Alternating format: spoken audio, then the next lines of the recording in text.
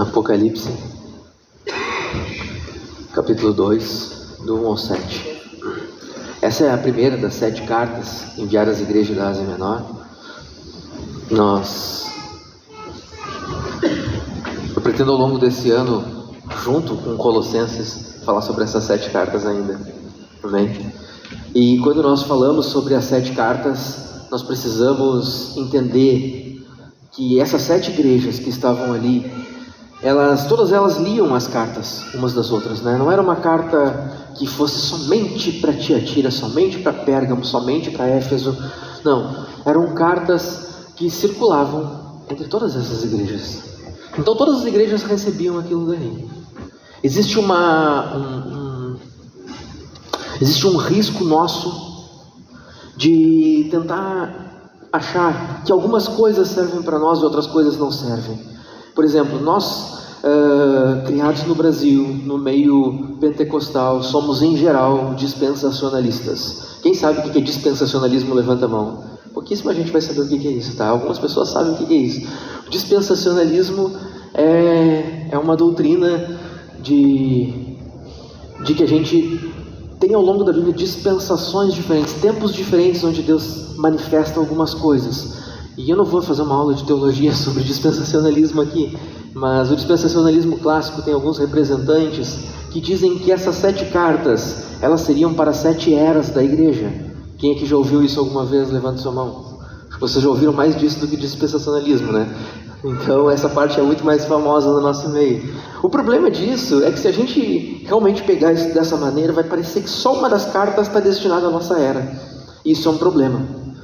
Porque a palavra de Deus nos diz que toda a Escritura é inspirada por Deus e apta para transformar o homem de Deus, né? É apta para fazer o homem de Deus, apto para toda boa obra. Então a gente precisa crer que toda a Escritura é capaz de nos transformar. Então não tem como uma coisa ser para uma parte da igreja no tempo e outra coisa ser para outra agora, tá? Ainda que isso possa ser uma interpretação, ainda que isso seja possível, não tem problema nenhum com isso. O que eu estou dizendo é, se a gente assumir isso de forma fechada, lacrada, a gente esquece de vista aquilo que Deus tem para fazer na nossa vida através dos ensinamentos das outras cartas, amém? Assim como a carta que ia para Éfeso abençoava também e confrontava a igreja em Tiatira, assim a igreja de Laodiceia confrontava a igreja de Pérgamo. Mas, nos nossos dias também, assim como a igreja na Idade Média tinha alguns problemas, a igreja dos nossos dias enfrenta alguns problemas semelhantes em muitas épocas, em muitas situações. Então vale a pena a gente considerar dessa maneira. Só queria fazer essa introdução teológica para desmistificar um pouco e a gente poder estar mais apto para receber aquilo que a gente tem. Tá bom? Todo mundo entendeu? Vamos ler então esse texto juntos? Diz assim, capítulo 2, do verso 1 ao 7 de Apocalipse. Ao anjo da igreja em Éfeso escreva: estas são as palavras daquele que tem as 7 estrelas em sua mão direita e anda entre os 7 candelabros de ouro. Conheço as suas obras e o seu trabalho árduo e a sua perseverança. Sei que você não pode tolerar homens maus, que pôs à prova os que se dizem ser apóstolos, mas não são, e descobriu que eles eram impostores. Você tem perseverado e suportado os sofrimentos por causa do meu nome e não tem desfalecido. Contra você, porém, tenho isso: você abandonou o seu primeiro amor. Lembre-se de onde caiu, arrependa-se, pratique as obras que praticava no princípio. Se não se arrepender, virei a você e tirarei o candelabro do lugar dele. Mas há uma coisa a seu favor: você odeia as práticas dos nicolaítas, como eu também as odeio. Aquele que tem ouvidos, ouça o que o Espírito diz às igrejas. Ao vencedor darei o direito de comer da árvore da vida que está no paraíso de Deus. Feche seus olhos, Pai, que essa palavra ela fale o nosso coração. Nós recebemos de Ti, Senhor, todo o consolo e todo o conforto que a Tua palavra tem para trazer. E pedimos, Deus, ministra sobre nós aquilo que o Senhor tem para ministrar sobre a igreja. Nós cremos, Senhor, que a Tua voz fala ao nosso coração. Nós cremos, Senhor, que o Espírito diz algo para a igreja. E nós queremos ter ouvidos para ouvir isso, Senhor, e para colocar em prática todos os Teus mandamentos para nós. Em nome de Jesus. Amém e amém. Amém, gente. Eu quero compartilhar um pouco com vocês algo a respeito disso. É muito interessante que quando a gente olha para alguns conceitos artísticos, por exemplo, a gente consegue ver, tem uma frase famosa inclusive que diz isso, que a arte imita a vida, né? E a vida imita a arte. As coisas são recíprocas nesse sentido. A gente tem essa tendência de muitas vezes ver coisas que acontecem, que são inspiradas em fatos reais e que se tornam completamente diferentes da realidade em algum aspecto, mas em outros ela fica muito palpável, muito próxima. A gente percebe que algumas pessoas ao longo da caminhada, elas continuam fazendo coisas como seus pais. Tem até uma música famosa que diz isso. Ainda somos os mesmos e vivemos como os nossos pais. Existe uma tendência de reprodução de costumes. E as pessoas, elas vivem dessa maneira nesse mundo. Sim ou não? A gente costuma estar inserido no meio de uma cultura e é muito difícil que a igreja se desvincule dessa cultura, porque esse é o mundo em que nós vivemos. Ainda que seja um mandamento de Deus que a gente viva renovando a nossa mente para não estar conformado às coisas desse mundo, culturalmente nós estamos imersos nele em algum nível. E nós precisamos tomar cuidado para que esse nível ele não atinja o nosso coração e não mude a maneira como nós lidamos com a nossa fé. Ainda que esse mundo comece a desejar coisas que parecem estranhas para nós precisaremos nos manter sóbrios diante delas. E quando nós olhamos para essas coisas, para essas questões, é difícil que a gente não consiga pensar em como a igreja muitas vezes parece com a sociedade comum. Muitas vezes a gente vê pessoas que ficam no meio da igreja e que não tem diferença nenhuma seus comportamentos com relação ao mundo. As pessoas, elas simplesmente têm um comportamento religioso diferente. Tu olha para um cristão evangélico, tu olha para um cristão católico, tu olha para um muçulmano, e muitas vezes a religião faz pouca diferença naquilo que eles são. O judeu, assumiu aquele judaísmo étnico só, mas não religioso. Então muitas vezes ele não está nem aí para aqueles valores que existiam antes e continua vivendo a sua vida comendo salsichão e bacon, Então a gente vê que na verdade se misturou a cultura, deixou de ser um fator religioso, deixou de ser um cumprimento de um mandamento dado por Deus e passou a ser um mero cumprimento de uma religiosidade que fica inserida no momento em que eu estou aqui, e quando eu vou para casa eu não tenho mais nada a ver com isso. A religiosidade se torna algo de dentro da igreja, e aquilo que eu vivo lá fora não tem nada a ver com aquilo que tem aqui dentro. As pessoas, elas esquecem que lá fora elas precisam continuar nutrindo a sua fé e caminhando da maneira como elas caminham, vivendo o evangelho lá fora, e que aqui dentro é o momento de nós nos fortalecermos para isso. O que acontece é que aqui, alguns anos atrás eu preguei uma mensagem chamada, acho que foi em janeiro do ano passado, que eu preguei uma mensagem chamada Quando João Contemplou a Glória de Deus. Não sei quem estava aqui nesse dia, e eu falei um pouco sobre Apocalipse 1. Seria uma boa introdução para isso, e não vai dar tempo de fazer tudo de novo aqui, Mas aqui ele fala de uma revelação de uma visão que João teve, e ele começa agora, então, nesse período, a falar daquilo que Jesus tinha para dizer para essas 7 igrejas. 7 cidades, todas elas muito próximas umas das outras, provavelmente um caminho por onde os ensinamentos dos apóstolos andavam, partindo de Éfeso, Éfeso sendo a principal dessas cidades. Éfeso, na verdade, alguns estudiosos dizem que ela era a 4ª maior cidade do Império Romano, a 4ª cidade mais importante do Império Romano. Ela ficava entre as 4, porque só tinha outra, era Roma, por motivos óbvios, Aí tinha Antioquia da Síria, Alexandria, e depois era Éfeso. Então Éfeso era uma cidade extremamente respeitada, era uma cidade muito importante. Éfeso é a cidade onde ficava o grande templo, que era uma das 7 maravilhas do mundo antigo, o templo da deusa Artemis. E era um lugar magnífico, esplendoroso, um negócio suntuoso, assim, uma construção absurda. E se hoje você passar por Éfeso, você vai ver lá ruínas e ruínas. Alguns prédios ainda estão inteiros, mas não existe mais uma cidade habitada. Existem cidades por perto ali, mas Éfeso virou uma cidade do passado. A igreja de Éfeso não existe mais. Existem algumas pessoas, algumas tribos, algumas coisas que moram por ali. Existe algum desenvolvimento social novo lá, recente, mas não existe mais evangelho naquela cidade. Você consegue imaginar que Éfeso, a famosa cidade de Éfeso, onde o apóstolo Paulo foi, onde existia uma prisão romana, onde algumas pessoas dizem que ele escreveu cartas daquela prisão, uma das cartas mais importantes do Novo Testamento, né, um dos textos mais significativos que a gente tem a respeito da nossa missão de ser salvos pela graça e viver para a glória de Deus, é carta aos Efésios, e hoje a gente olha para lá e não existe mais igreja naquele lugar. E quando a gente olha para isso, a gente percebe onde é que começou isso. Eu gostaria de falar com vocês algumas coisinhas a respeito disso. Vão ser 5 aspectos relacionados a isso. A primeira delas é que a gente precisa se lembrar de algo. Começa o texto dizendo: estas são as palavras daquele que tem as 7 estrelas em sua mão direita e anda entre os 7 candelabros de ouro. Primeira coisa que a gente precisa entender é que Cristo revela sua proteção por nós. Cristo revela a sua proteção. Qual é a primeira coisa que a gente entende? Cristo revela a sua proteção. Ele diz que ele tem ali as 7 estrelas na sua mão e ele anda entre os 7 candelabros. O que são 7 candelabros? No texto anterior, aqui no verso 20 do capítulo 1, ele diz assim: este é o mistério das 7 estrelas que você viu na minha mão direita e os 7 candelabros. As 7 estrelas são os anjos das 7 igrejas e os 7 candelabros são as 7 igrejas. Então tu imagina, Jesus andava no meio da igreja. Onde é que Jesus andava? No meio da igreja. Olha, meu irmão, que coisa linda.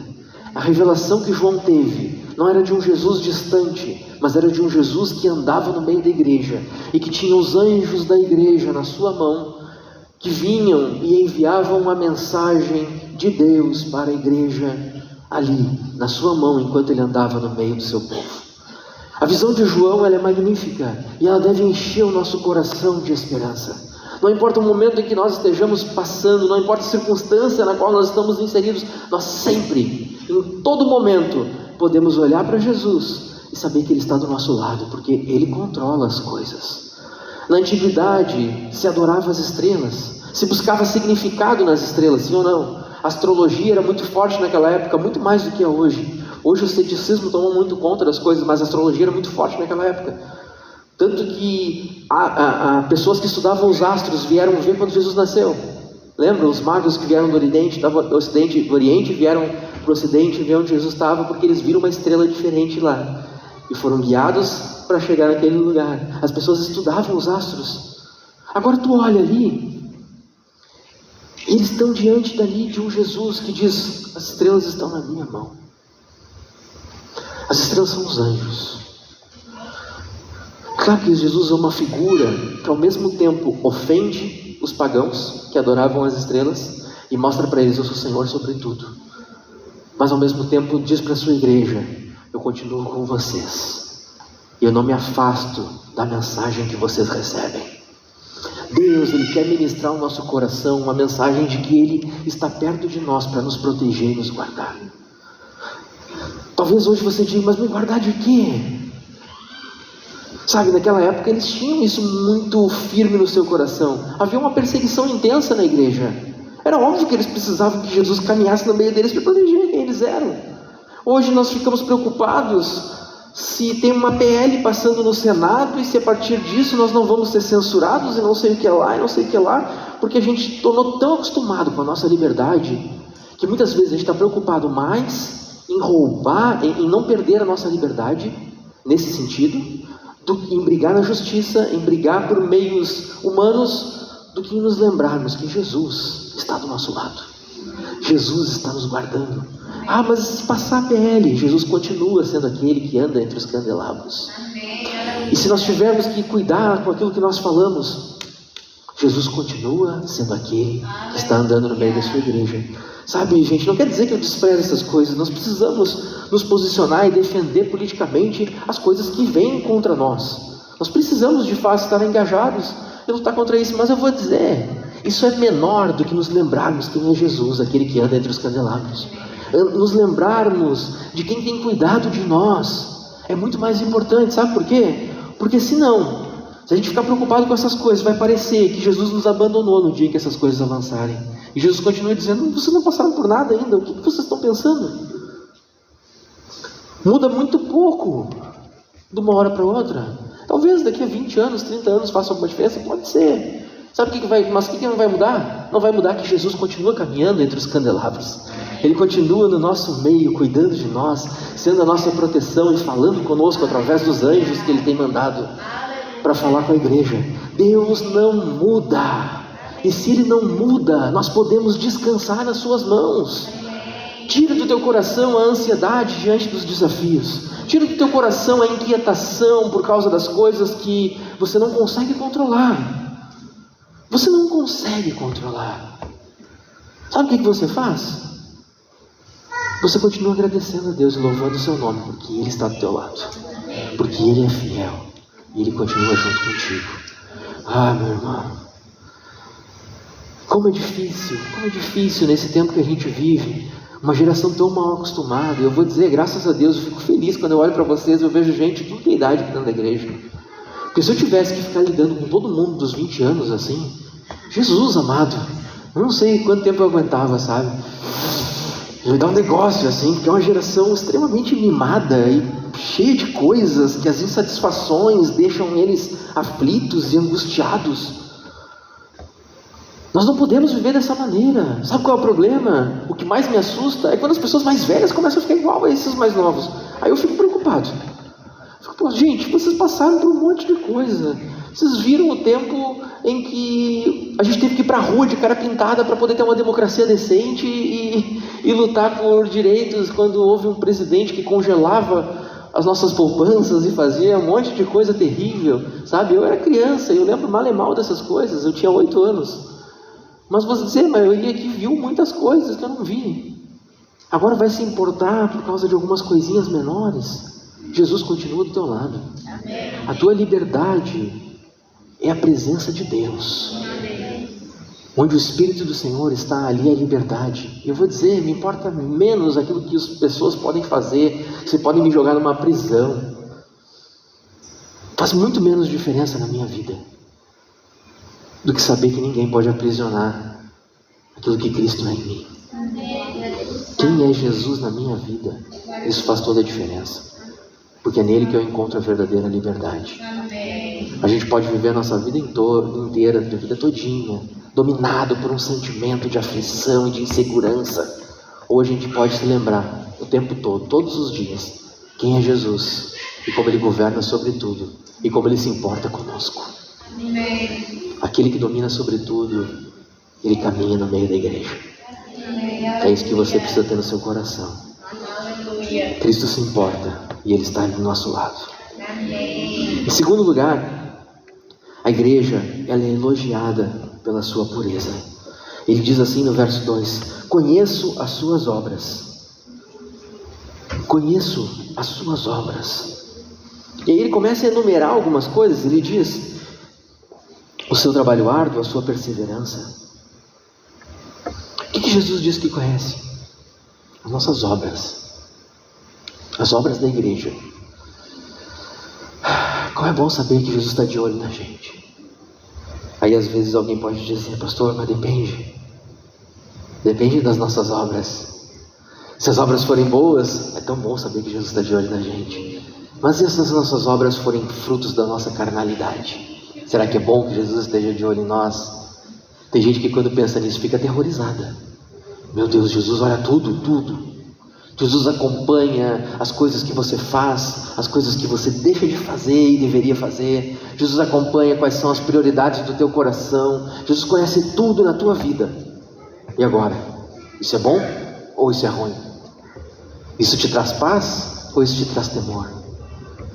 Ele diz aqui: conheço as suas obras, o seu trabalho árduo e a sua perseverança. Olha o que eles estavam dizendo ali. Jesus dizia: olha, vocês trabalham por mim, vocês se esforçam por mim, vocês não desistem nunca de me servir. Isso é tão lindo. Jesus está dizendo: eu conheço as tuas obras. Jesus não é ignorante a respeito do que nós temos feito. Ele sabe do teu coração, Ele sabe do teu esforço, e Ele elogia isso. Jesus se agrada de quanto você se esforça para poder servir ao teu irmão, para servir a pessoa que está perto de você. Jesus está de olho em cada uma das tuas virtudes. E Ele quer ver essas coisas continuando. Ele diz: olha, eu conheço as tuas obras, o teu trabalho árduo e a sua perseverança. E depois ele continua mostrando que ele ainda está elogiando esse zelo da igreja, essa pureza da igreja. Ele diz assim: sei que você não pode tolerar homens maus, que pôs à prova os que se dizem ser apóstolos e não são, descobriu que eles eram impostores. Ele continua falando, e ele fala a respeito de fidelidade. Ele diz: você tem perseverado e suportado sofrimentos no meu nome, e não tem desfalecido. Meu irmão, imagina, a gente não sofre perseguição no Brasil, até hoje não, mas imagina se a gente tivesse que suportar alguma perseguição. Imagina se no domingo eu venho aqui e prego uma mensagem, no outro semana eu estou preso. Aí no outro domingo vem o pastor Wilson aqui, prega uma mensagem, ele vai preso lá para a cadeia. Aí na outra semana vem o pastor Sérgio, prega uma mensagem, vai para a cadeia comigo. E daqui a pouco a gente tem um culto lá na cadeia. A gente está botando a prisão abaixo lá em oração, né? A gente está feliz lá junto, clamando a Deus. Mas olha só, perseverar é não se importar com aquilo que os ímpios dizem a respeito disso. Perseverar é, apesar dos sofrimentos e das aflições, continuar fazendo aquilo que Deus mandou que fosse feito. Sabe, gente, a gente precisa ter no nosso coração essa angústia, essa fome, não por aquilo que pode acontecer com a gente de ruim, mas por aquilo que a gente deixa de fazer. Se você quer ficar triste, chateado por alguma coisa, preocupado com alguma coisa, se preocupa com o quanto você ignora o que Deus tem para fazer na tua vida e você está preocupado com outras coisas. Olhe para as distrações que tomam conta da tua vida antes de se preocupar com os problemas que podem vir. Porque eu vou dizer, do jeito que a igreja é distraída nos nossos dias, pouquíssimas pessoas iam se incomodar com o evangelho sendo pregado e sendo perseguido. Gente, a maioria das pessoas não está nem aí para aquilo que a palavra de Deus tem de mais confrontador, e provavelmente não seriam presos, não sofriam nenhum tipo de aflição. Elas estão tentando cativar pessoas pagãs dentro da igreja. Elas não estão preocupadas em fazer discípulos. E meu irmão, eu não quero isso. Sabe o que eu quero? Eu quero pessoas que, quando Jesus diz, me segue, as pessoas ficam alegres. E como Pedro estava cantando agora há pouco, abandonam seus barcos, afundam os barcos para poder seguir Jesus, porque não tem para onde voltar. Não tem para onde voltar. Eu estou seguindo Jesus e não importa o que isso me custe. Os apóstolos jogaram as suas redes e disseram, vamos. Mateus jogou a coletoria para cima e vamos. É assim, vamos seguir Jesus, vamos, então vamos. Pastor, mas eu não preciso largar meu trabalho para ser missionário? Não precisa, mas você precisa estar disposto a tudo. Você precisa estar disposto a tudo no seu coração. Você tem que deixar essas coisas de lado, ainda que na prática você não deixe, ainda que na prática seja um meio até de você mostrar para esse mundo quem é Jesus, ainda que na prática o teu relacionamento com os ímpios mostre a graça do nosso Senhor. Mas na teoria, no teu coração, lá dentro, se isso te custar abandonar Jesus, no teu coração tu já abandonou Ele, sabe? No teu coração tu já abandonou aquele trabalho, tu já abandonou aquela coisa que comprometia a tua fé. O Evangelho nos custa alguma coisa? Sim e não. Ele é graça porque Jesus pagou o preço que a gente nunca poderia pagar, mas ao mesmo tempo Ele nos comprou. Então agora você é dele. Ou você é dele, ou você não é dele. Não existe, sabe, um meio termo assim, dizer, eu acho que eu vou com Jesus até o lugar onde eu acho que dá para ir. Não, não existe isso. Ou você é de Jesus, ou você pertence a Ele. Ele é dono da tua vida, Ele é Senhor da tua vida, e você é servo dele. Ou você não é dele. Não, pastor, mas tem aquelas pessoas que ficam meio por perto assim, sabe? Tem. O nome disso é paganismo. Esses são chamados de ímpios na Bíblia. É assim que funciona. Nós que seguimos Jesus, demos o nosso coração para Ele. É assim que o Evangelho é. É por isso que eu não tenho um dia que eu pense assim, hoje é um dia que Jesus não é importante para mim. Sabe, esse dia não existe. Esse é um dia que eu deixo Jesus de lado. Esse é um dia que é mais importante alguma outra coisa da minha vida. Eu vou dizer, gente, tem dias que eu me dedico para minha família, mas eu me dedico para minha família com Jesus. Se eu me dedicar para minha família, pela minha família, acabou a minha família. A fonte de amor que eu conheço é Jesus. Ninguém pode me mostrar um amor maior.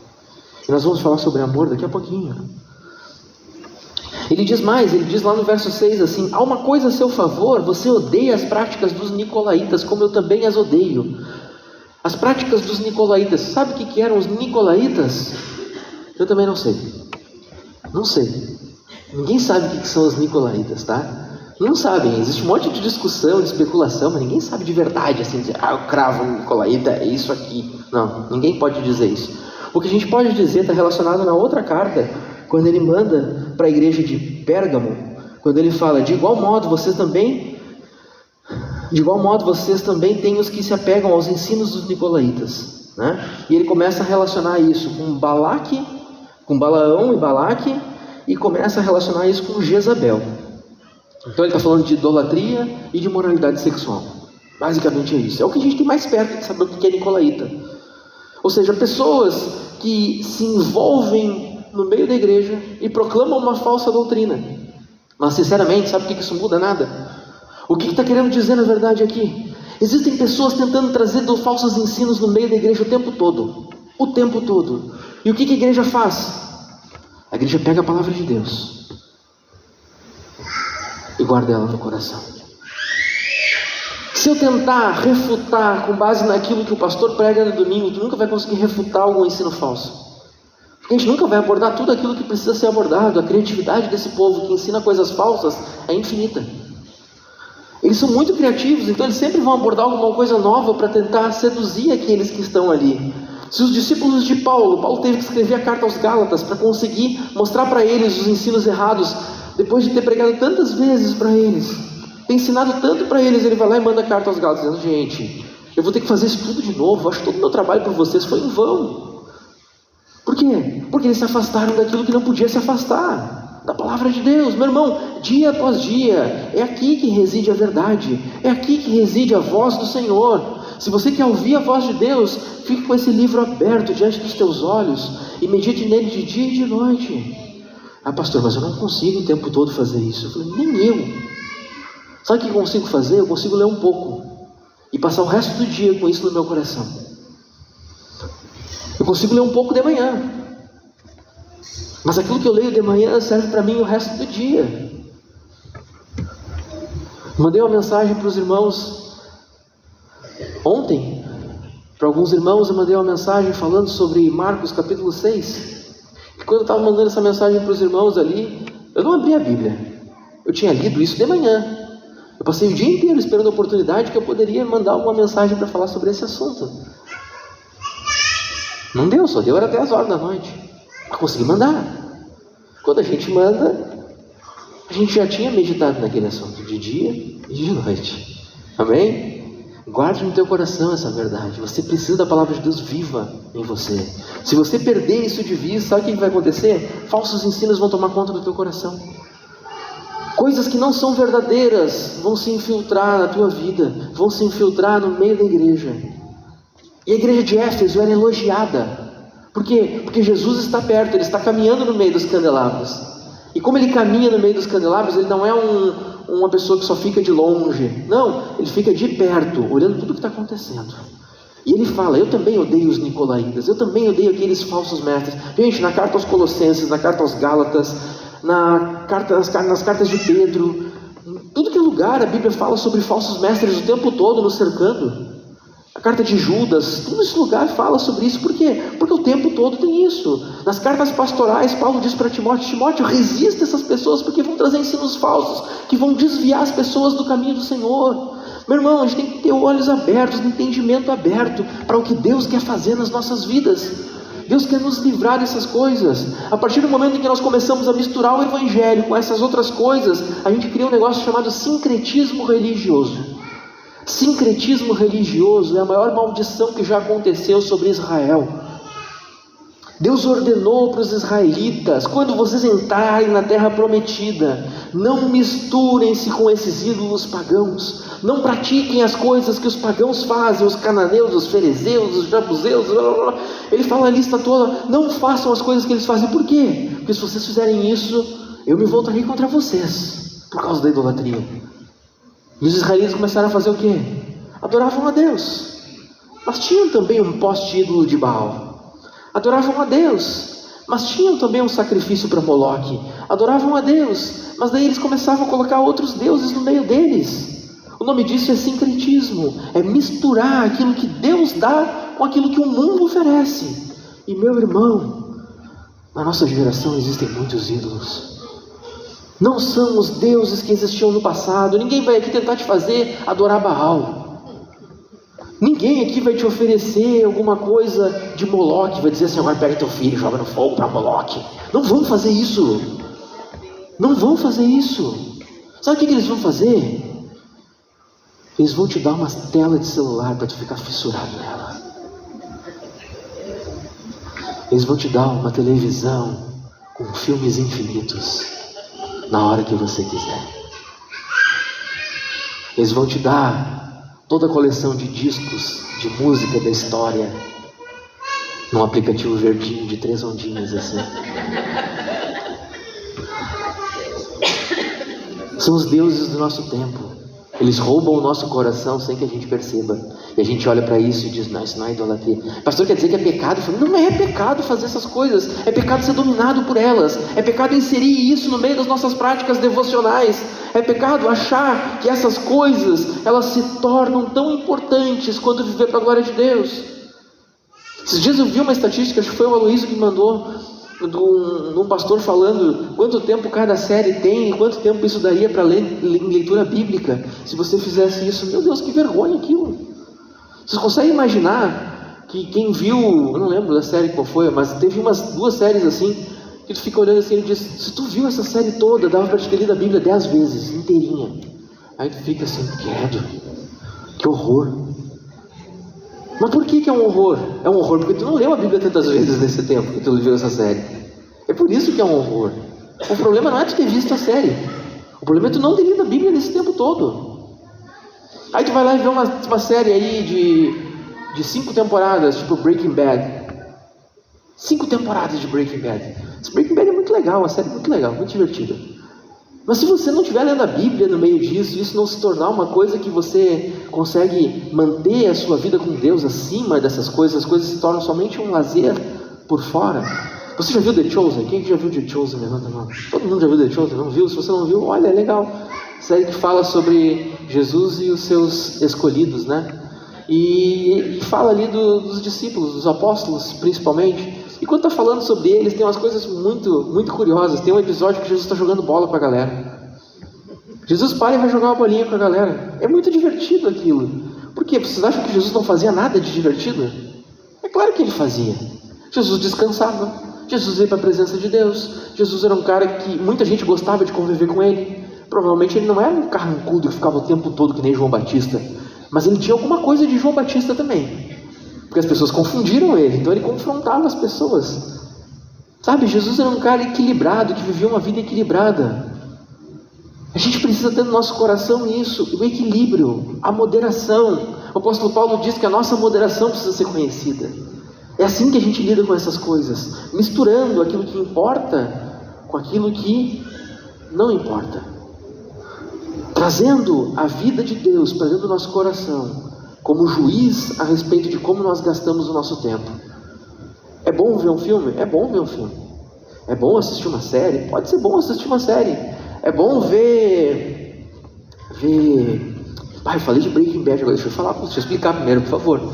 Jesus, agora que eu pensei nisso. Breaking Bad é uma série legal? É muito legal. Mostra a degradação de um ser humano diante do desespero por causa da morte. Tá? É por isso que ela é legal. Antes que vocês pensem assim: o pastor está recomendando que a gente vire traficante agora. Não é isso, gente. Não é isso. Eu estou mostrando para vocês que existe um desespero na humanidade que não conhece Jesus e está disposto a fazer de tudo, tá? A gente tem que olhar a arte como arte. A gente tem que olhar para essa realidade desse mundo, para a literatura e para essas coisas dessa maneira. Vocês entendem isso? O que é pecado na arte é pecado e a gente deve repudiar aquilo. Se tu olha para aquilo e fica admirando, tu fica: que bonitinho. Não é bonitinho, né? E a gente precisa ter essa compreensão. Então, ame a Deus acima de tudo. Ame a Deus acima de tudo. Coloque Deus como prioridade na sua vida. Mas você se volta para momentos de lazer, você tira férias, você descansa. Você aproveita um tempo com a sua esposa, com o seu esposo, com seus filhos. Você aproveita tempo com a família. Vai curtir a vida, não tem problema. Mas sabendo que tudo aquilo que você fizer, você vai prestar contas a Deus. Porque nós não vivemos uma vida debaixo do sol. Nós vivemos uma vida debaixo da eternidade. Amém? Em terceiro lugar, eu não falei muito sobre uma das coisas ali, né? Mas já está passando muito tempo, vamos lá. Deixa assim. Vou falar. Diz aqui uma coisa muito curiosa. Ele diz assim: conheço as suas obras, o seu trabalho árduo e a sua perseverança, e sei que você não pode tolerar homens maus, e que pôs à prova os que se dizem ser apóstolos, mas não são, e descobriu que eles eram impostores. Gente, que coisa terrível isso. Pessoas que se dizem ser servos de Deus, e são causadores de problemas. Essas pessoas aqui, elas fazem. Naquela época era muito comum isso. E nos nossos dias isso não funciona bem assim, sabe por quê? Porque a igreja perdeu uma parte da sua essência. Antigamente, se uma pessoa vinha de outra cidade pregando o evangelho, era muito natural que a igreja abrisse sua casa e recebesse essa pessoa na sua casa.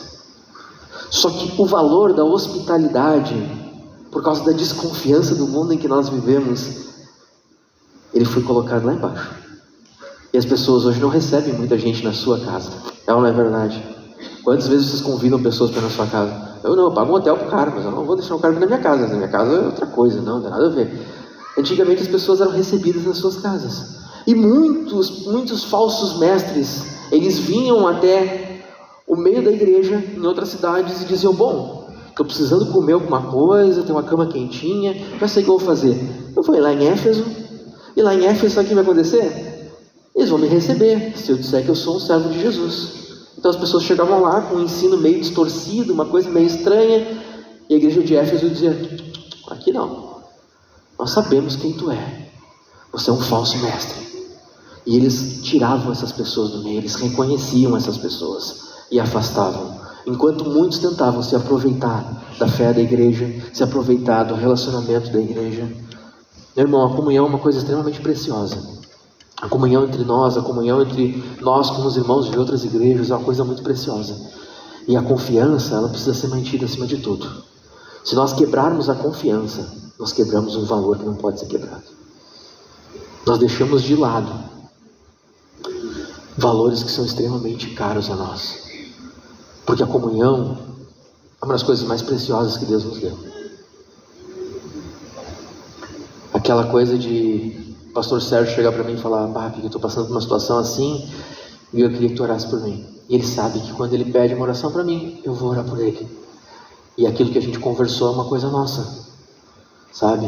Aquilo que a gente colocou diante de Deus é uma coisa que a gente está fazendo junto. Esse momento, essa confiança, aquilo que eu digo para ele, que eu considero que é bom, é porque eu amo ele. Os relacionamentos, eles são desenvolvidos com base na confiança. Se nós perdermos isso, tudo aquilo que a gente for fazer um para o outro sempre vai ser cheio de uma carga de desconfiança. Sempre vai ser cheio de uma carga de: mas será que o fulano não está querendo se aproveitar de alguma maneira? E meu irmão, o mundo está cheio disso já. Todas as pessoas vivem desconfiadas umas das outras. Entre nós, a gente não pode viver dessa maneira. A coisa mais terrível que tem é quando o diabo usa estratégias para minar a comunhão da igreja. Falsos apóstolos, falsos líderes, falsos pastores, falsos mestres, falsos profetas, pessoas que se infiltram no meio da igreja e nos frustram e nos deixam decepcionados. Que o Senhor tenha misericórdia de nós, para que esse tipo de coisa não entre no nosso meio, causando destruição e causando morte espiritual sobre nossas vidas. Amém? Que sejamos zelosos em todo tempo. E a igreja de Éfeso era zelosa, e Jesus elogia eles por causa disso. Mas daí, em terceiro lugar, nós vemos que a igreja ela é criticada pela maneira como ama. A igreja ela é criticada pela maneira como ela ama. Espera um pouquinho. Eles não faziam bem para as pessoas, eles não cuidavam uns dos outros, eles não supriam. O que está rolando aí? Como é que aconteceu isso? Olha o que Jesus diz no verso 4. Contra você, porém, tenho isso: você abandonou o seu primeiro amor. A primeira coisa que a gente está vendo aqui é que Jesus ele é extremamente honesto. Ele diz assim: eu tenho uma coisa contra ti. Sabe, tu pisou na bola de um jeito comigo. Ah, meu irmão, como é difícil falar isso para as pessoas. Principalmente para aquela geração, né, que eu falei antes, que tu vai dizer para ele: meu irmão, eu tenho uma coisa para te dizer. Ai, pastor, não, gente. Jesus, ele corrigia a igreja e ele diz com todas as letras: contra você eu tenho uma coisa. Se a gente fala isso, parece que a gente está dizendo que a pessoa não presta. Mas não é para isso, é para corrigir. Se Jesus podia ter um monte de coisa contra. Se ele ficasse quieto, ele demonstraria que ele não ama essas pessoas. Mas porque ele ama, ele corrige. Quando nós amamos, nós corrigimos. Quando nós amamos, nós nos importamos. Quando nós amamos, nós vamos atrás e dizemos: não é por aí, faz assim, isso que você está fazendo não está legal, vamos ajustar isso daqui. E ele diz: contra você porém tenho isso, você abandonou o seu primeiro amor. A gente olha e diz assim: tá, pera um pouquinho, eles faziam tudo muito bem, eles resistiam aos falsos ensinos, eles zelavam pela palavra de Deus, eles cuidavam dos necessitados, eles trabalhavam arduamente, eles faziam um monte de coisa, suportavam sofrimento. Gente, eles aguentavam a perseguição de boa. E Jesus diz que eles perderam uma coisa de vista: eles abandonaram o primeiro amor. Sabe, de todas as coisas que nós podemos ser acusados por Jesus, Jesus dizer que a gente está amando Ele cada vez menos é uma das piores.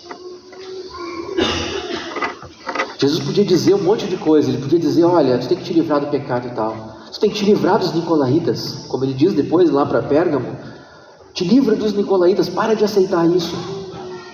É menos difícil do que a gente olhar para Jesus e ver Jesus dizendo para nós: você está me amando menos, cada vez menos. Meu irmão, ontem eu estava conversando com um irmão querido ali, e ele estava falando sobre isso, né? É impossível alguém olhar para Jesus, conhecer Jesus e não se apaixonar por Jesus, porque Jesus é incrível.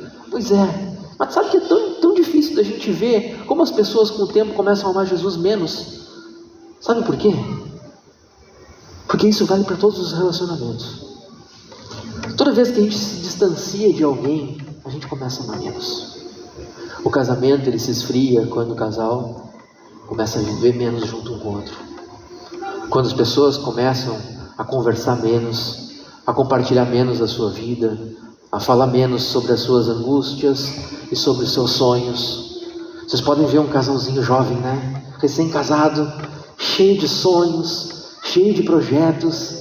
Eles ficam tudo felizes assim, sonhando com o futuro. Aí eles contam: olha, eu estou sonhando com tal coisa, estou planejando tal coisa. Aí tu pega um casal que já está há 10, 12 anos casado, 15, 20 anos.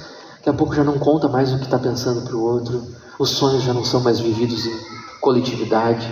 Cada um tem seus próprios projetos, cada um tem seus próprios desejos. A nossa vida com Deus, ela corre sérios riscos se a gente viver dessa maneira. Porque a gente começa a caminhar com Deus cheio de paixão, dizendo para Deus: Deus, eu te amo tanto, eu quero viver o resto da minha vida para te servir, eu quero te glorificar com todo o meu viver. Ah, gente, eu não sei quantos aqui lembram quando eu cheguei na igreja em 2004, mas eu vou dizer, eu amo mais Jesus hoje do que naquela época. E eu vou dizer, se eu amasse menos, eu ficaria extremamente preocupado, porque naquela época eu estava entendendo quem era Jesus, e eu já estava maravilhado. Hoje, depois de muito me dedicar a conhecer Jesus, eu posso dizer que eu não consigo mais viver sem Ele. Eu amo tanto Ele, eu amo tanto caminhar do lado dEle, que a presença dEle faz toda a diferença na minha vida. Eu não consigo imaginar como é que seria eu viver distante daquilo que Jesus tem para mim e da comunhão com vocês, com os meus irmãos. Sabe? De fazer o que eu posso fazer para servir os meus irmãos, que eu posso me doar em direção às pessoas que estão perto de mim. É difícil a gente conseguir mensurar o que é o tamanho do nosso amor, mas a gente consegue sentir. Cada um consegue sentir a respeito de si. O quanto você tem se aproximado de Jesus, o quanto você tem falado algo para Ele, e o quanto você tem ouvido aquilo que Ele tem para falar para ti. Ah, pastor, eu tenho orado bastante. É mesmo? Fala. Já viram como é que fica um casamento quando uma pessoa fala e o outro só ouve? O que acontece com o casamento depois de um tempo? Agora, se você estiver ouvindo aquilo que ele tem para dizer, e você estiver falando como aquelas coisas mexem com você, o relacionamento de vocês vai funcionar. E cada dia você vai amar Jesus mais. Cada dia você vai desejar mais a sua presença. Não deixe o seu primeiro amor para trás. Ame a Jesus. Ame a Jesus como você nunca amou. Dedique-se a Ele como você nunca se dedicou. Deseje a sua presença de uma forma maior e mais nova, como você nunca imaginou que seria possível. Se relacione com Deus. Deus não é um Deus distante. Ele é aquele que caminha entre a igreja, entre os candelabros. Ele é aquele que está perto de nós. Ele é aquele que se importa com aquilo que a gente diz. Aquele que tem os anjos na sua mão para ministrar o teu coração e para ouvir o teu clamor.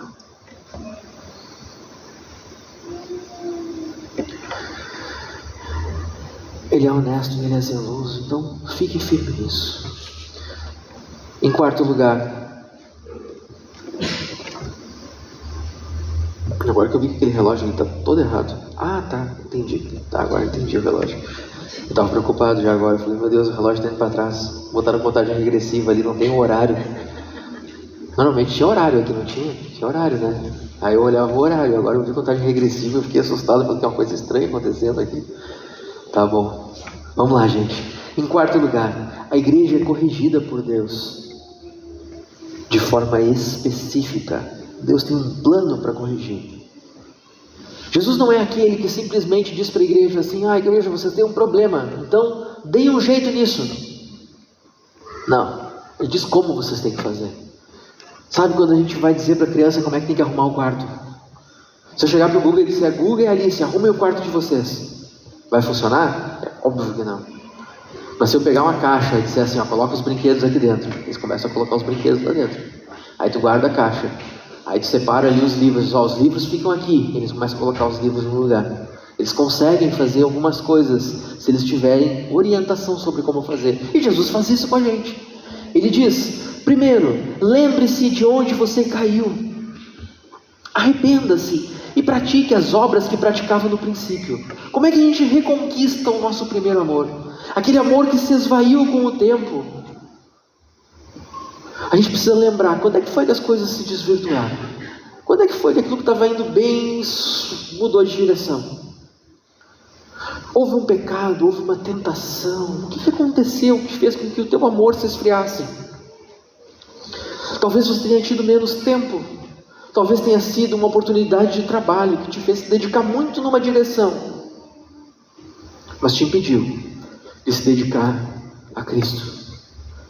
Às vezes as pessoas começam a ficar tão atribuladas no seu trabalho, que aquilo rouba a sua força de tal maneira, que chega uma hora que elas não conseguem mais ter tempo de comunhão com Deus. E tu pode se lembrar que esse é o ponto onde você caiu. Talvez tenha sido uma frustração que você teve com alguém, que fez com que você se desligasse, se desconectasse do corpo, e por causa dessa desconexão do corpo, você começou a ficar longe do amor que você sentia por Jesus. Amar Jesus é uma coisa que deve crescer, como todo relacionamento de intimidade deve crescer. Eu não vou nem falar da minha esposa, mas deixa eu olhar aqui na plateia alguém para usar de exemplo. Olha o Jorge. Quando eu conheci o Jorge, há 20 anos atrás praticamente, eu amava o Jorge de uma maneira. E hoje eu amo muito mais o Jorge. Por quê? Porque eu conheço melhor o Jorge. Esse é o ponto, gente. Conforme a gente vai se relacionando e vai conhecendo as pessoas, mesmo que junto tu conheça defeitos, tu conhece melhor a pessoa. O relacionamento, ele cria essa liga entre nós. O relacionamento, ele promove essa comunhão entre nós. Se você tem relacionamento com Deus e houve um momento que você rompeu com esse relacionamento, se você tem um relacionamento com alguém e esse relacionamento com alguém foi rompido também, houve algum momento em que esse relacionamento foi rompido, talvez tenha sido por causa da pandemia. Eu não sei por que aconteceu.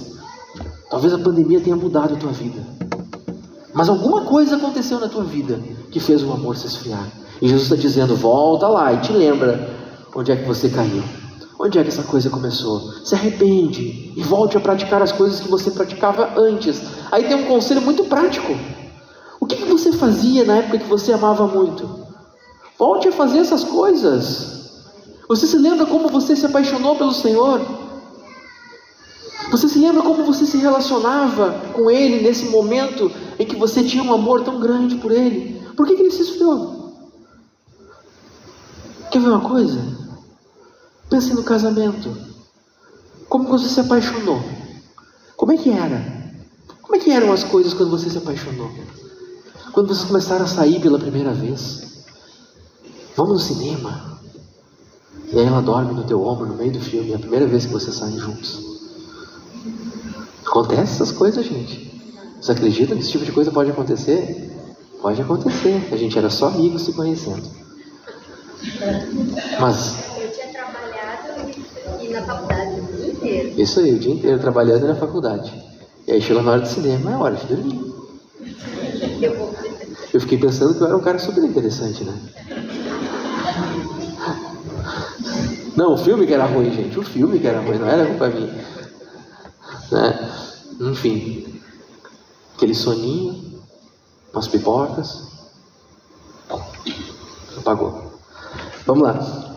Por que a gente tem que lembrar dessa época? Porque essa época nos faz lembrar, nos faz perceber quem nós somos e quem nós éramos, o que nós fazíamos, o que despertou no nosso coração aquele amor, para que a gente possa tentar resgatar as coisas que foram entulhadas de lixo por cima daquilo e poder recuperar aquilo que ficou lá atrás, no fundo de um baú esquecido em algum lugar. Isso vale para qualquer relacionamento. Mas Jesus está dizendo, volta lá atrás, lembra onde tu caiu e volte a fazer as coisas que você fazia antes, para que você desenvolva no seu coração o amor que você sentia antes. E Jesus não fica assim, olhando para isso, como se isso fosse uma coisa qualquer. Ele diz, olha, se você não se arrepender, eu virei até você e tirarei o seu candelabro do lugar dele. Pera um pouquinho. O que Jesus está dizendo? Jesus está dizendo, olha, eu estou dando uma chance, eu digo para vocês exatamente como vocês têm que fazer, mas se vocês não fizerem, sabe o que vai acontecer? Eu vou tirar o candelabro. Eu caminho no meio dos candelabros, eu estou no meio da igreja, o teu candelabro vai ser retirado. O candelabro é a figura da igreja, ou seja, não haverá mais igreja em ti, Éfeso. E meu irmão, se você for lá para Éfeso hoje, sabe o que não tem lá? Igreja. Eles resistiam a falsos ensinos. Eles expulsavam falsos apóstolos. Eles perseveravam no meio da perseguição. Eles praticavam boas obras. Mas eles não amavam. Eles não amavam. 1 Coríntios, no capítulo 13, o apóstolo Paulo faz aquela declaração fantástica. Ainda que eu fale a língua dos homens e dos anjos, se eu não tiver amor, eu nada serei.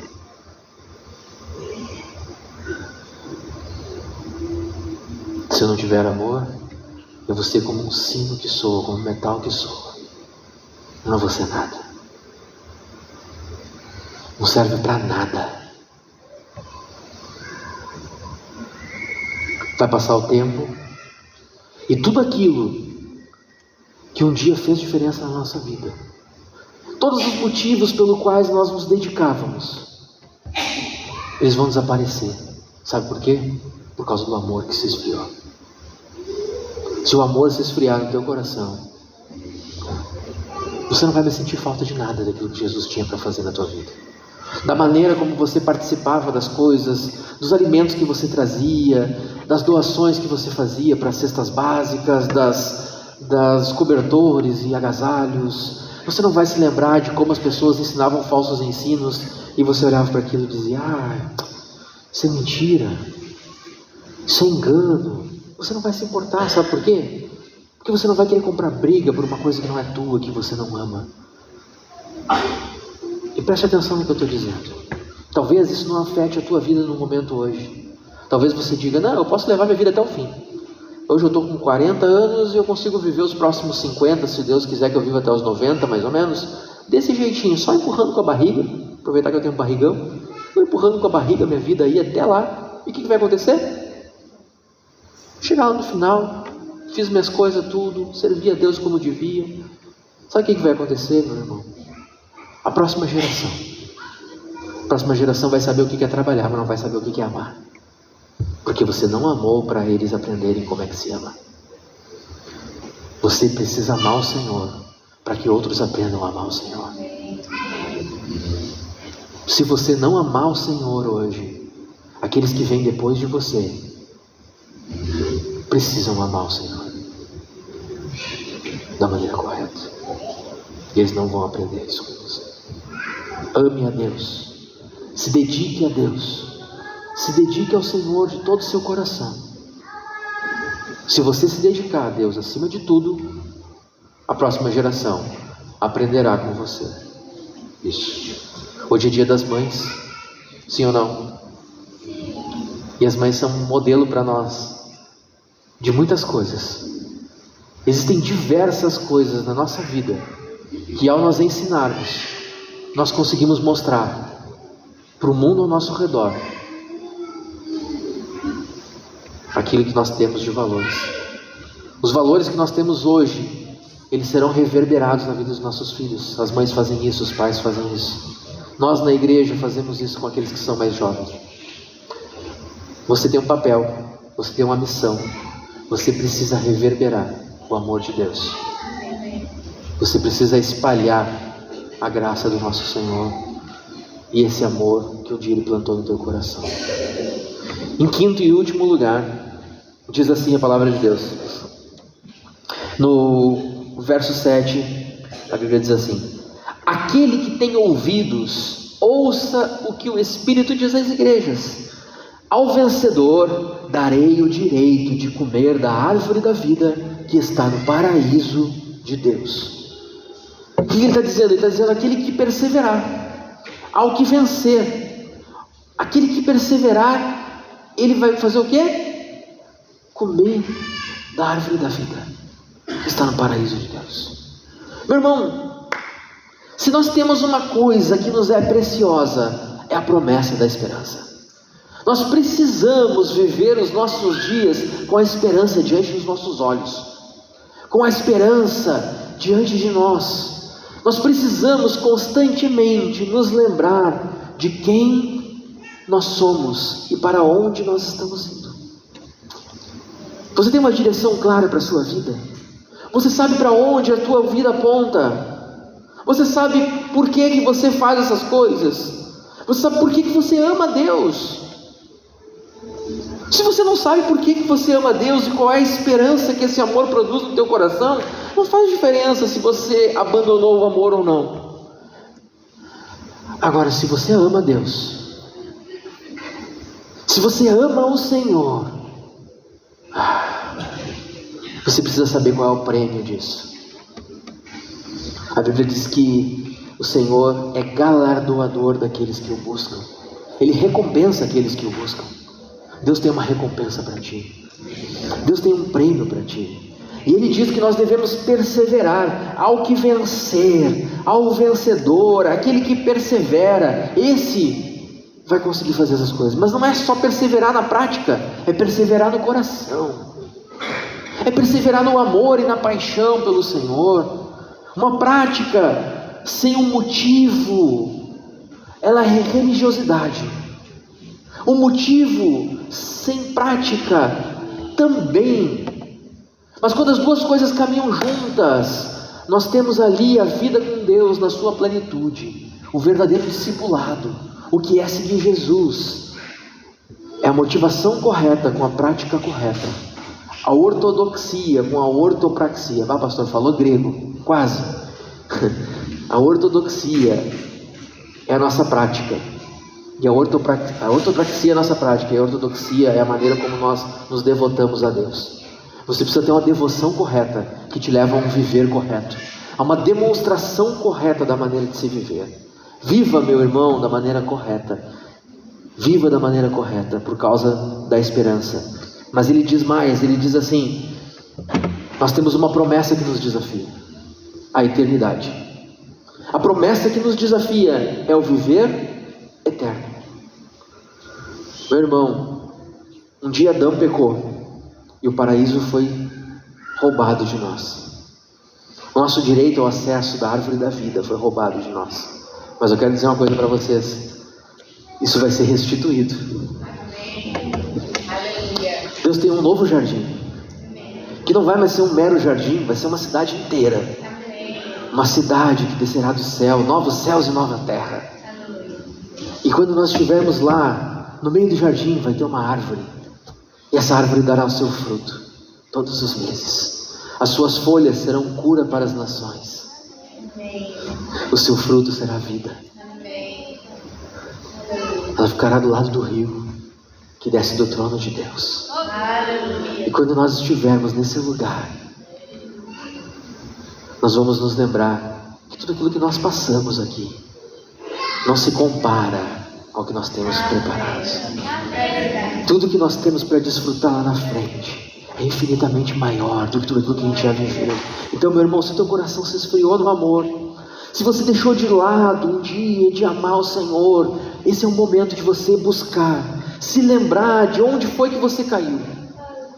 É o momento de você buscar a restauração daquilo que foi perdido. É o momento de você buscar em Deus por causa da esperança que te foi prometida. É o momento de você estar diante do Senhor, de coração aberto, desejando ver a mão do Senhor tocando teu coração com graça e com misericórdia. A graça que nos perdoa e a graça que nos faz novos na presença dEle. É na graça do Senhor que isso acontece. Quero convidar você a ficar em pé, para que em pé nós possamos clamar a Deus, para que o amor não se esfrie, pelo contrário, que o amor aqueça no nosso coração. Porque se o amor se esfriar, meu irmão, a presença de Deus no nosso meio vai fazer com que vai desaparecer e vai fazer com que nós não sejamos mais igreja. Se o candelabro for retirado, nós não somos mais o povo de Deus, nós somos só um clube de amigos. Eu vou dizer, nada pode ser mais terrível do que isso para quem crê em Jesus e para quem ama em Jesus, porque nós somos chamados para ser a luz do mundo. Nós somos chamados para ser a luz do mundo, mas a luz não é nossa. Se o candelabro for retirado, nós não iluminamos nada, nós perdemos o nosso propósito. Por isso nós precisamos amar a Jesus.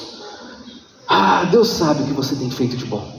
Deus conhece o teu coração, Ele sabe de todas as tuas boas obras. Jesus disse isso para a igreja de Éfeso. Ele sabe como você resiste à maldade, como você luta contra aqueles que são suplantadores da verdade, os impostores da fé. Deus sabe o quanto você se incomoda com falsas doutrinas e com falsos ensinos. Deus sabe o quanto você se incomoda por causa de coisas que estão erradas e são injustas, contra toda injustiça. Mas Jesus quer o teu coração. Jesus quer que você ame Ele mais hoje do que você amava lá atrás. Jesus quer que o teu relacionamento com Ele seja progressivo, que você cresça em amar o Senhor. Mas você só vai crescer em amar o Senhor se você se relacionar com Ele. Você não cresce em se relacionar com o Senhor de longe. Ninguém consegue fazer isso. Ninguém consegue ficar esperando que por acaso as coisas vão acontecer e minha vida vai ser mudada. Não. A tua vida vai ser transformada quando você se relacionar com Deus. Quando o Espírito Santo fizer parte da tua vida, da tua rotina, do teu dia a dia. Teu Espírito, Ele te convence do teu pecado e Ele transforma o teu coração. Se apresente diante de Deus. Coloque-se diante de Deus. Faça um autoexame agora. Olhe para dentro do seu coração e pense: será que com os anos eu não comecei a fazer coisas no piloto automático? Será que com o passar do tempo eu não comecei a fazer boas obras simplesmente porque eu sabia que elas tinham que ser feitas? Simplesmente porque eu preciso ser aceito no meio de algumas pessoas, eu olho para as pessoas e eu quero que elas reconheçam quem eu sou. Meu irmão, você não precisa ser aceito por pessoas, você precisa ser aceito por Cristo. Você precisa de Jesus olhando para ti e dizendo: você é meu filho amado, eu conheço as tuas obras, e eu conheço o teu coração, eu conheço os teus passos, eu conheço os teus feitos, eu conheço a obra das tuas mãos, mas eu conheço o teu coração. As palavras de Jesus. Quando Jesus estava no Sermão do Monte, Ele disse: quando você orar, não seja como os hipócritas que fazem as coisas para serem vistas, mas faz as coisas daquilo que vem de dentro. Faz as coisas no secreto, no lugar onde só Deus conhece. As tuas esmolas, os teus jejuns, a tua vida diante de Deus, ela precisa ser com a motivação correta. Por causa do amor. É o amor que muda tudo. É o amor que transforma a tua vida com Deus. Se você deixar o amor se esfriar, você perde o candelabro do Senhor. A presença de Deus no teu meio, ela não vai ser tão vívida mais. E você nem vai perceber que o candelabro saiu, porque você já não amava. Essa é a realidade mais dura de tudo isso. Porque se nós perdermos o amor, nós não sentiremos falta do Senhor quando Ele se ausentar. Se apresente diante do Senhor dessa maneira e busque nele a restauração de tudo aquilo que foi perdido. Em nome de Jesus.